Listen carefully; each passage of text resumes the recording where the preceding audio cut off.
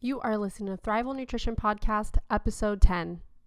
Thanks for tuning in to the Thrival Nutrition Podcast with Lahana Vigliano, where she teaches you how to take back your health with real food. Lahana is a holistic nutritionist that holds a degree in nutrition science, and she studies sports nutrition through the International Society of Sports Nutrition. Lahana founded Thrival Nutrition to share her expertise through podcasts, webinars, group plans, ebooks, one-on-one coaching, and more. Here is your host, Lahana Vigliano. Hi guys, welcome another week to the Thrival Nutrition Podcast. I have a really great podcast for you today, and we are talking with Cynthia Thurlow. And I love her background, and I really think this might hit a few soft spots for some people. She comes from the Western medicine background. She got her BS and her MS, her bachelor's and master's, from Johns Hopkins University. She worked as a nurse practitioner since 2000 and has a very strong nursing background in cardiology. She received her nutritional therapy consultant through the Nutritional Therapy Association, and she's continuing her education with the functional nutrition. And I really love functional medicine because they look at the body as a whole, and it's so powerful instead of looking at the symptoms. So I'm super excited to share with you today, and I just can't wait for you to hear this. So let's go over and chat with Cynthia. Hi, Cynthia. Thank you so much for joining the Thrival Nutrition Podcast this week. Thank you so much for having me. I'm really honored to be here today. I am really excited to interview you because I love your background, and I feel like we can open up on a topic that a lot of people are interested about, of why alternative versus Western medicine, and then also digging into adrenal fatigue with you. So let our listeners know who you are and what you do. So my name is Cynthia Thurlow, and I'm the owner of CHT Wellness, and I'm a nurse practitioner and wellness coach, and I am also a nutritional therapist. And what I always explain to my potential and current clients is that I blend, traditional Western background with a complementary overture. So I'm able to help my clients, navigate both, medical issues that they're having to help find a nutritional and wellness way to kind of bridge health and wellness. So to me, it's really a win-win because they get the opportunity to draw off my background. Although in my coaching, I don't function as their nurse practitioner. I always tell them that I have had 15 years as a nurse practitioner, and they get to draw upon that knowledge. And in some instances, I work concurrently with their healthcare providers. So it's a really great environment to be in. That's awesome. And you specialize in cardiology, right? That's what I've done. And before that, I was an ER nurse. And so I kind of feel like I've seen it all. Oh, man, I bet, especially in the ER. Yes, it was exciting. Although, it's interesting. I was telling someone this the other day that having the opportunity to be in my 20s in inner city Baltimore and be an ER nurse is really a fantastic place to learn. And now that I'm married and have children and a little more settled, I prefer a little less excitement. What would you say the craziest thing you've seen? Something that would be appropriate to share with the masses. I probably would say one of the most interesting things I saw that ended up not being a serious accident, car accident, was there was a family that came in and they were all covered in, I guess the easiest way to explain this, they were all covered in horse poop. They ran into a horse. And so the horse came through the car and everyone was completely fine. But they were, the horse unfortunately didn't make it. But what they were covered in was horse poop. So that's at least a pretty benign thing. But most of the other things that were really bizarre were generally not PG rated kinds of things. I'm happy to discuss them, but it may not be appropriate for all the viewers, all the listeners. But that's the one that my kids always think is really funny. That's crazy. That's really insane. I'm trying to picture it, but I just don't see how bizarre. That works. And I guess the one piece I forgot that I left out was that the one of the children had a hoof print on their forehead, but had no injury sustained. And it was the most bizarre thing. I think the paramedics were completely flabbergasted. We had never seen anything like that where I worked. And we just all looked at each other and said, okay, no one was hurt. So this is just, incredible. It's a miracle, but what a bizarre story. Totally bizarre. Yeah. No, as I was mentioning before, I have all boys. So to them, anything that's potty humor, toilet humor, they think that's the most fantastic story they've ever heard. So is my son. Poopy, he's 5, and he's just like, I don't know, him and his friends will make jokes of just poop and they'll laugh hysterically. I'm like, I don't understand. Yeah, and wait, in a couple of years, it just gets, I mean, it's the burping, farting. It's when you have a bunch of even elementary school age boys in your house. I mean, it's unreal the conversations that they have, and they think that that is the funniest thing. And it's bodily humor, but they think it's the greatest thing ever. That's so great. So tell us about how you came from, why you did the change from your Western medicine background as a nurse and transitioned to more of a holistic approach. Was there kind of like an aha moment during that time and made you transition? Yeah, I mean, and it's interesting because I definitely, I trained at a big research institution and towed the Western medicine party line for years. And, I was all about evidence-based medicine, and I dismissed a lot of things that I read in the lay literature. And it really wasn't until I became a parent and my oldest son, who is now 10, at 4 months of age, developed eczema. And I knew enough to know that there was probably something, because I was breastfeeding, there might be something I was eating that was contributing to this. And when I addressed that with the pediatrician, it was dismissed. And all they kept mentioning was just put this topical hydrocortisone on. It's high potency, so it's pretty strong. Just keep using that. So we're just going to cover up the eczema. We're not actually going to find out why he has that. And so, after a year of this, I finally decided that maybe there was a food allergy. And so we fell down the rabbit hole of food allergies. And it turns out my son had severe peanut and tree nut allergies. And, I started to do more reading, and I read a book by Robin O'Brien called The Unhealthy Truth. And that book made me so angry. I mean, in fact, I could only read it maybe a chapter at a time, because as I started to learn about, herbicides and pesticides that are utilized in our food industry and manufacturing processes, and how that has likely contributed to the rise in many things, but food allergies and food sensitivities is one of them, that it caused me to kind of start thinking that perhaps I needed to be more open-minded. And then we had our second child, and he was very sensitive to food dyes. I mean, you go to a birthday party and a child has, a store-bought cupcake or a store-bought cake, and all of a sudden starts acting completely bizarre, hyperactive, can't listen, can't sit still. And even though I have boys, I've always had well-behaved children. And anytime he got, I'll give you the best example, red dye number 40, which is in every red colored food you can think of that isn't off of a tree or pulled out of the ground. And so every time my youngest would ingest these things, he had uncontrollable behavior. And so then I started looking a little more closely at food dyes and food preservatives and how those, can definitely influence many things, but behavior is one of them. And that got me then interested in looking at the food that my family was eating. I started circumventing every notion that I'd ever had about the standard American diet. And I think we had eaten fairly healthy before then.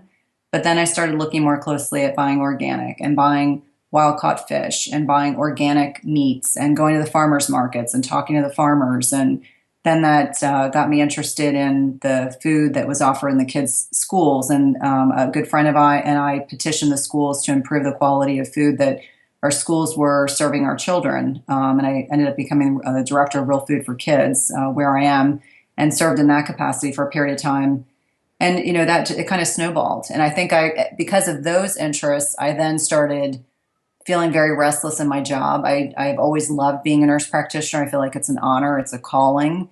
And, I thought about doing a doctoral program. That didn't feel right. So I fell into wellness coaching, and that kind of scratched that itch for a while.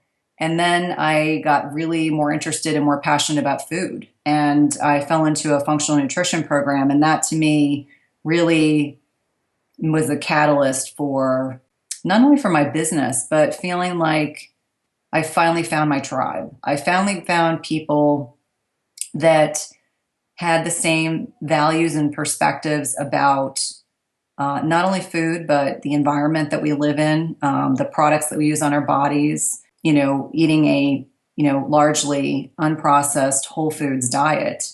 And, that allowed me to then really find my niche for clients. So, to me, it's definitely been a journey. I would say this has been over probably the last 8 to 9 years. And, now I'm definitely in a position where I've found what I'm most interested working on clients with. And in doing so, I've kind of found my clients have found me more readily. And I definitely have found areas to focus on that have really been, very fulfilling for me and, very gratifying. That's awesome. I really love that. I know it's so weird that most average person don't realize the pesticides, the herbicides, all the preservatives. Was that something that you learned, or did they bring that up in nursing school? No. And actually, I trained at probably arguably the best nursing and graduate program in the country at Johns Hopkins. And I don't recall ever having more than a cursory education about food. And it's really not a criticism per se, because I admittedly finished my nursing program in 1998 and then finished my nurse practitioner program in 2000. So to me, things have changed a lot in the last nearly 20 years, but it's something that should have more emphasis on.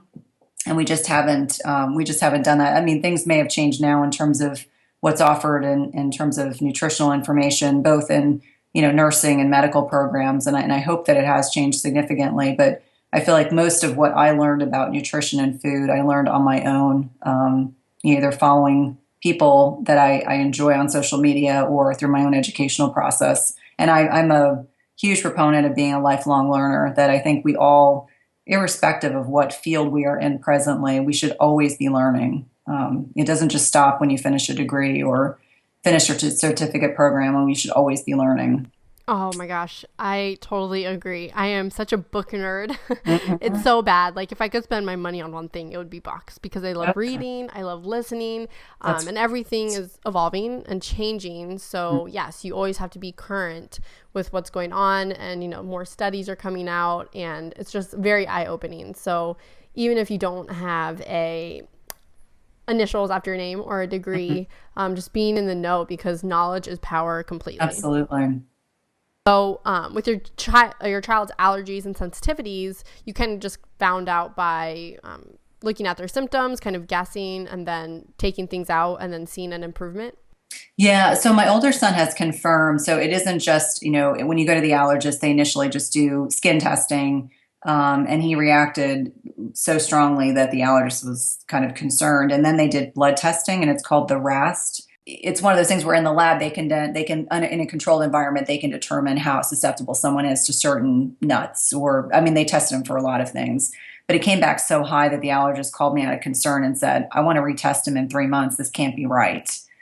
Because his numbers, they're on a scale from 0 to 100, and his numbers were all close to 100, which really concerned her. So when they were retested, they were still equally as bad. And her feeling was, take EpiPens wherever you go, say a prayer. That was kind of how things were left, which to me was horrifying, because you can't put your kids in a bubble. And I'm a total realist. My son is going to continue to get older. And although he's very diligent and disciplined about checking, it's another thing he has to worry about. And that for me makes me very sad. And most food allergies, when you look at the top 10, corn and soy and nuts and things like that, most of those, only 30% of people outgrow those allergies. So when they're that severe, you assume it's going to be something they're going to be dealing with for the rest of their lives. So for him, my older son, we carry an EpiPen, and we just try to be very, very careful about, food. And, when we eat out, we're very, very careful. We just go to restaurants where we trust that, good practices are being done to ensure his safety. My younger son, what's interesting is, so when he was probably 2 and 3, that's when we noticed he was really sensitive to like the food dyes and the additives. It appears that has gotten better as he's gotten older. And I don't know if it's because he's just been exposed to it and over time he's gotten less susceptible to it, but it seems to affect his behavior less. But I also think he's old enough now that he knows if he were to have, at a friend's house, have a birthday cake and it's got red dye in the icing, that he knows that if he acts like a wackadoodle, he's going to get in trouble. So it may just be he has better control over his behavior than he did when he was younger. So that could be a component of it, but a lot of it's just due diligence. And I think the thing that I find frustrating, and certainly my son's true food allergies, are not nearly as severe as people I have met. So I don't ever want to sound like I'm not grateful that it's not worse than it is. But it makes me sad for so many families that are impacted by this, and not just with food allergies, but kids that have grown up that have developed far worse things than just, not being able to eat certain kinds of foods, but have dealt with more significant food issues than we have. It's so sad, and it's so scary, especially the people that have those allergies to the point where they could die. Right. That just very scary. I'm so blessed that our family doesn't have those allergies, but oh man, I feel for the people that do, and having to have that, EpiPen, that backup, which is really great. I'm glad that we have those for those instances of, just in case someone didn't be diligent with their food and preparing it. I mean, it's just insane how some people are that sensitive to food, even like maybe touching it or and it's the people that where it's aerosolized, if they have it in the air. And I think some families, and it certainly sounds like you're very sensitive to that, but every once in a while I hear someone say, well, why can't kids bring peanut butter and jelly like they did when we were kids? And I kind of look at them and think, you know what, I'm grateful that my kid doesn't have to actually smell peanut butter and react, because that would be far worse. But, I think we just have to we as a country need to be more sensitive to some of the things that other families experience. Because I have met some families where if their child were to inhale a peanut or a walnut, that they would die. That's just a terrible thing to worry about. Oh my gosh, it is. And I've studied things about linking the gut to allergies and autoimmune diseases. What are your thoughts about that?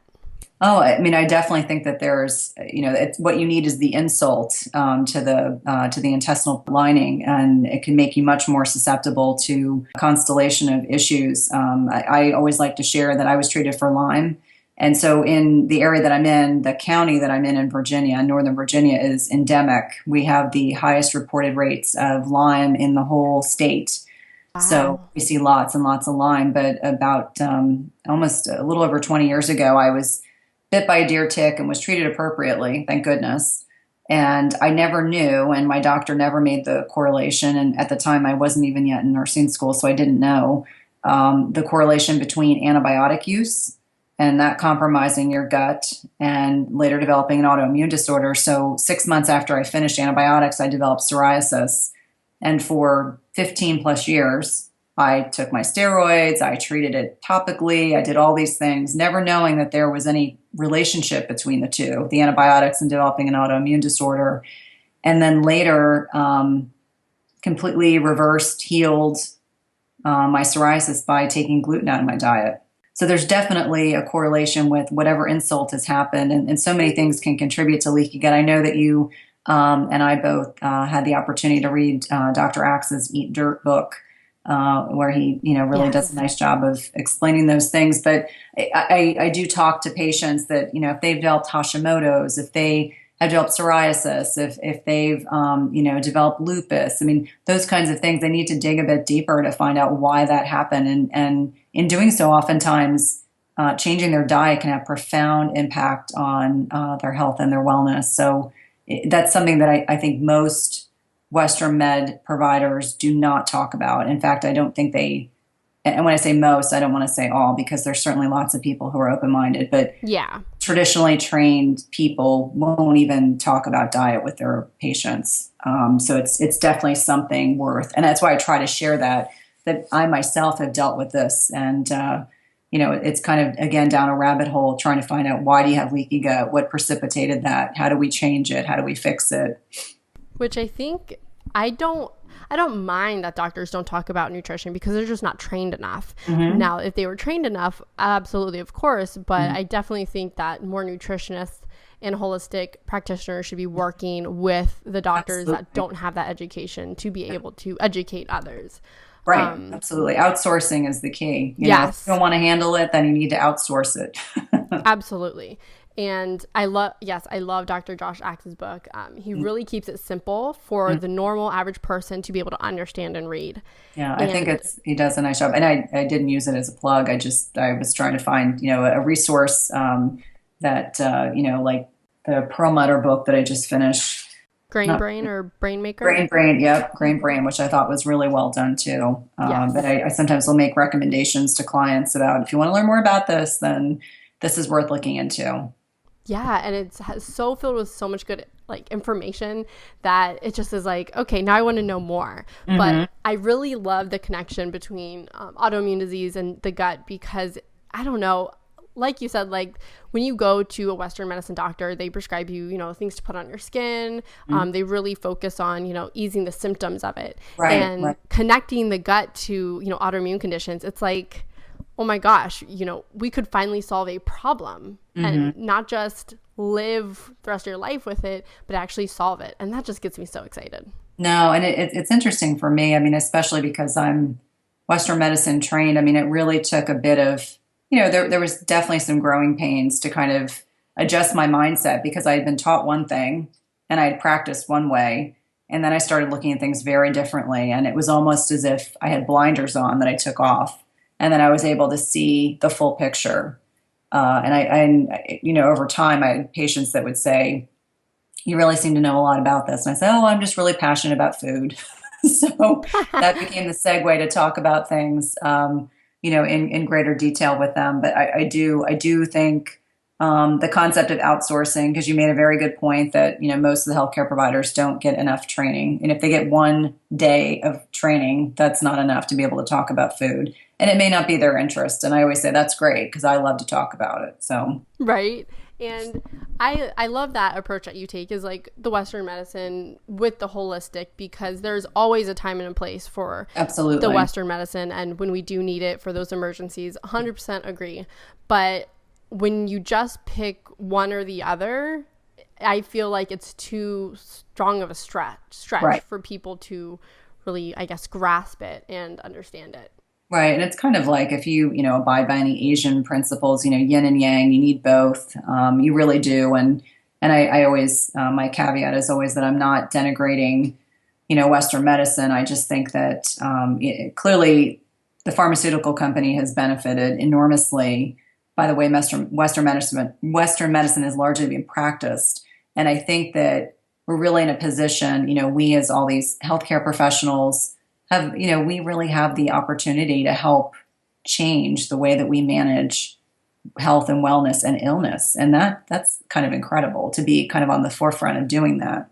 Yeah, absolutely. I think for sure the balance needs to be there. I feel that as a society, we've lost trust in our bodies. We don't trust it anymore to heal itself. We just right away just run to the doctor and, get a prescription. And I feel like there's so much we can do at home, what we eat, what we put on our body, and just, herbs and natural remedies that we can do and to diminish the use of pharmaceuticals. But when those emergency situations are needed, we have them there. And so it's such a blessing to have that. But I feel like we rely on Western medicine way too much. Well, and nothing is more sad to me. I mean, I can tell you recently I saw like a 32-year-old patient. I always remind myself it's a patient if I'm in my nurse practitioner role.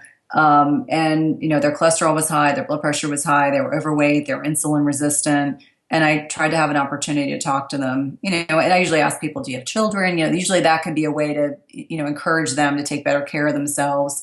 And the woman looked at me and she said, listen, I have to be out of here in 15 minutes. Just give me the pill. I'm not going to change my diet. I'm not going to lose weight. I'm not going to exercise. And I just said, okay. And it was so sad to me because I thought we're so disconnected from our bodies. We're so disconnected from food.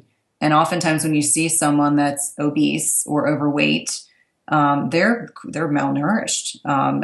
Sometimes people are surprised to hear me say that, but there's so much going on inflammation-wise, inflammatory-wise in their bodies that they're not able to absorb vitamins and minerals. I mean, their body's not designed, not in a state where they're able to kind of maximize any food that they consume. So they get the worst of the food, which is doing nothing for them in terms of their health. But I agree with you. If we have the opportunity to rely less on pills and more on better quality food and movement and taking better care of ourselves, I mean, I think it would go very, very far.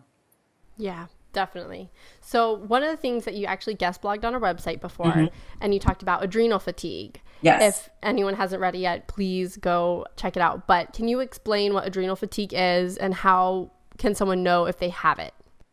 Well, your adrenal glands are primarily designed in your body to be your fight or flight mechanism, meaning, they're there for emergency purposes. If you're being chased by a saber-toothed tiger, the vestiges of these have been around for a long, long time. So your adrenal glands are really designed to be there to be an emergency system in your body. If over time you are overworked, overstressed, you have a prolonged illness, you have some catastrophic thing that happens, or just chronic stress over time, they can get overworked and they can actually get tired. They're not designed to be something that's utilized all the time. It's kind of like if you keep something plugged in your house all the time, eventually it's going to burn out.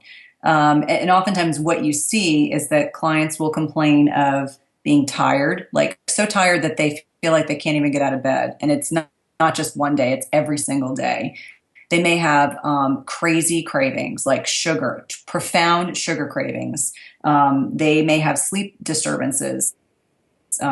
Commonly when people have issues with their adrenal glands, they will wake up between 1 and 3 a.m. They'll tell me I fell asleep, but then I wake up between 1 and 3 a.m. So they wake up like wired and tired.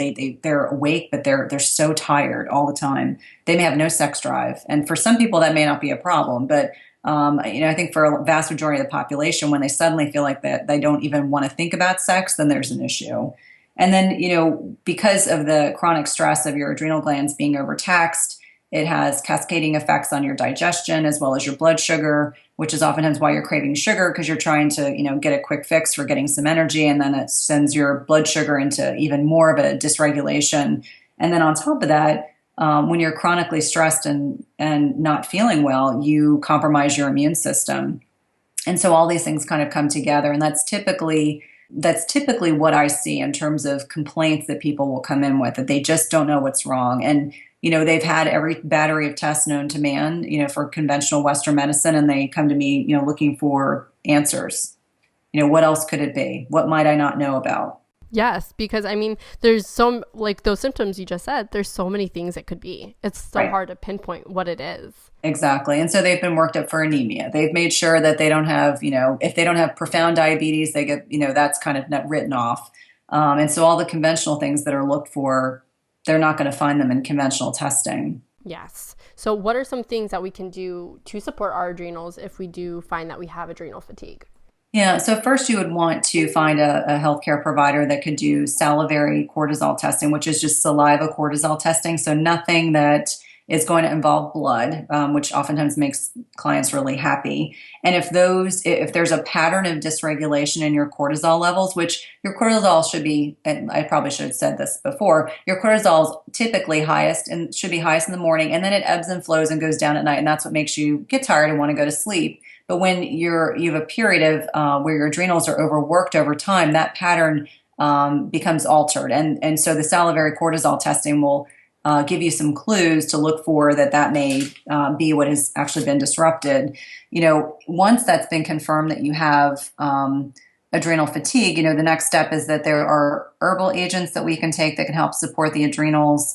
There are other, simple things like probiotics, magnesium, and there are specific formulations that can be really helpful for that. Oftentimes it involves multivitamins and B complex vitamins. And then there may be more digging that's necessary, meaning we may need to look at a little bit more. Is there something going on to compromise the gut? Looking at leaky gut. Do you have a food sensitivity? Because all these things go hand in hand. Sometimes the blood sugar issues are so profound that we have to address that. And then, easy things that you can do that don't require much of anything, doing Tai Chi, gentle exercise. Movement is important, but this would not be the time to go do CrossFit or do Tabata or high intensity interval training. Oftentimes we have to talk about carb cycling. I oftentimes like my clients to not have a lot of carbs at their breakfast, but to have, like protein, like in the form of an egg and maybe some vegetables, and then have some carbohydrates with their lunch, quality carbohydrates, and then more in the evening, which will help them sleep. And then on top of that, they really have to cut out the processed foods as well as caffeine and things like chocolate. And for some people, that can really be, if they've been consuming a lot of those things to stay more alert and be able to function, to take those crutches away can sometimes be a big adjustment for them. Yeah, definitely. And I know it's really hard when I tell someone that they need to, limit their caffeine. They're like, what? No, I literally oftentimes tell them that caffeine is not going to help your adrenals. I mean, it's kind of like pouring, oil on a fire. I mean, it can sometimes make it worse. So they have to get off of those dependent things. And depending on how highly motivated a client is, sometimes they go cold turkey because they're just tired of feeling sick. They want to get to a point where they have the energy to get out of bed and be able to function and not feeling like they're dragging all day long. Yeah, definitely. And I totally agree with getting into contact with a functional medicine doctor. So I really think that was really good information about, I think, everything you said. Well, I hope that's helpful. And the other thing that I like to tell people now that I'm on the other side, I actually got adrenal fatigue last year, and knowing how badly I felt made me profoundly sympathetic to what my clients go through and gave me such incredible insight into how best to support them and wherever they are in their journey. Really, really profoundly sympathetic after going through that. So, I mean, that to me was a really personal kind of blog post that I did, because I thought, okay, now that I'm on the other side, I can give people some hope and tell them that, this does happen. It's far more common than we think it is. But even when you think you're doing all the right things to ensure it doesn't happen. Yep, definitely. So let our listeners know where they can find you, your social media accounts, your website, your blog, all that good stuff. So my website is www.chtwellness.com. I have a Facebook group. I am on Instagram. I'm also on Twitter, and I have some Pinterest followings, but I'm most active on Instagram and Facebook. And you can certainly reach out to me at Cynthia@chtwellness.com. And I will put all those in the show notes for quick clicks. Great. And thank you so much for coming on. It was a pleasure having you. Thank you so much for the opportunity. I really enjoyed it.